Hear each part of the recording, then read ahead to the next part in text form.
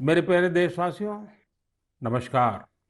Corona के इस कालखंड में पूरी दुनिया अनेक परिवर्तनों के दौर से गुजर रही है।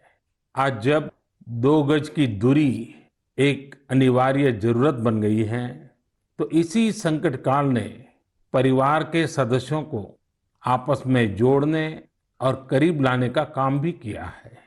लेकिन इतने लंबे समय तक एक साथ रहना, कैसे रहना, समय कैसे बिताना, हर पल खुशी भरी कैसे हो, तो कई परिवारों को दिक्कतें आई।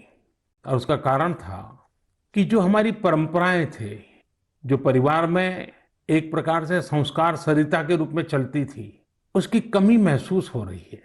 ऐसा लग रहा है कि बहुत से परिवार हैं जहां से सब कुछ खत्म हो चुका है, और इसके कारण उस कमी के रहते हुए इस संकट के काल को बिताना भी परिवारों के लिए थोड़ा मुश्किल हो गया।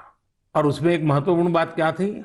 हर परिवार में कोई न कोई बुजुर्ग, बड़े व्यक्ति परिवार के कहानियां सुनाया करते थे और घर में नई प्रेरणा, नई ऊर्जा भर देते हैं।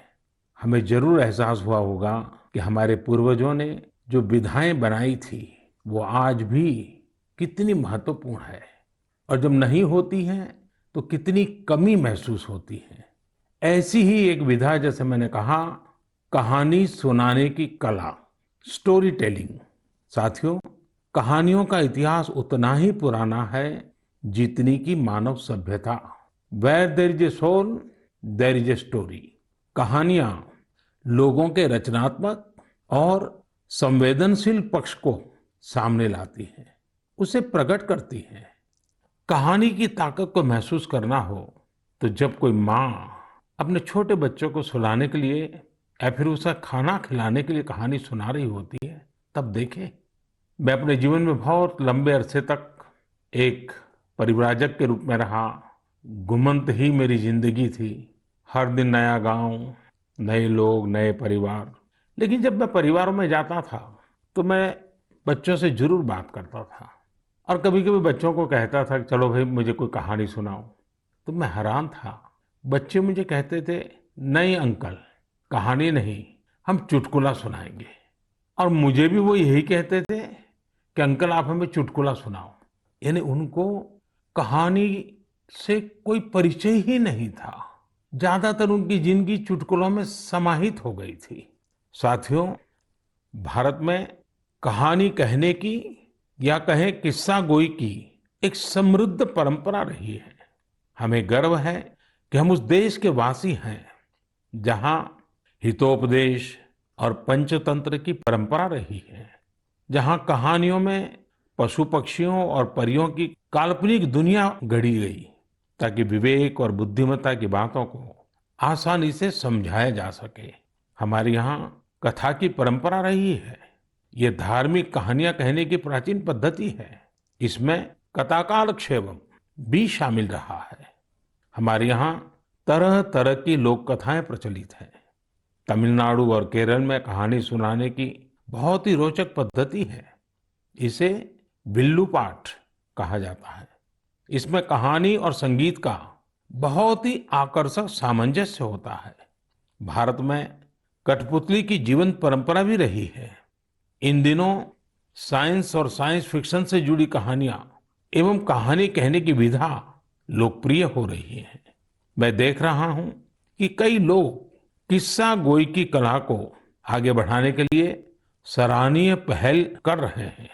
मुझे gaathastory.in जैसी वेबसाइट के बारे में जानकारी मिली, जिसे अमर व्यास बाकी लोगों के साथ मिलकर चलाते हैं। अमर व्यास IIM अहमदाबाद से MBA करने के बाद विदेशों में चले गए, फिर वापस आए। इस समय बेंगलुरु में रहते हैं और समय निकालकर कहानियों से जुड़ा इस प्रकार का रोचक कार्य कर रहे हैं। कई ऐसे प्रयास भी हैं जो ग्रामीण भारत की कहानियों को खूब प्रचलित कर रहे हैं। वैशाली व्यवहारे देशपांडे जैसे कई लोग हैं जो इसे मराठी में भी लोकप्रिय बना रहे हैं। चेन्नई की श्री विद्या वीर राघवन भी हमारी संस्कृति से जुड़ी कहानियों को प्रचारित प्रसारित करने में जुटी है। वहीं कथालय और the Indian story telling network नाम की दो वेबसाइट भी इस क्षेत्र में जबरदस्त कार्य कर रही हैं। गीता रामानुजम ने kathalaya.org में कहानियों को केंद्रित किया है। वहीं the Indian story telling network के जरिए भी अलग अलग शहरों के स्टोरी टेलर्स का नेटवर्क तैयार किया जा रहा है। बेंगलुरु में एक विक्रम श्रीधर है जो बापू से जुड़ी कहानियों को लेकर बहुत उत्साहित हैं। और भी कई लोग इस क्षेत्र में काम कर रहे होंगे।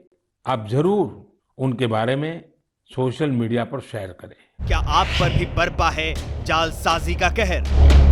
सपने टूटे आपके, न घर के न घाट के।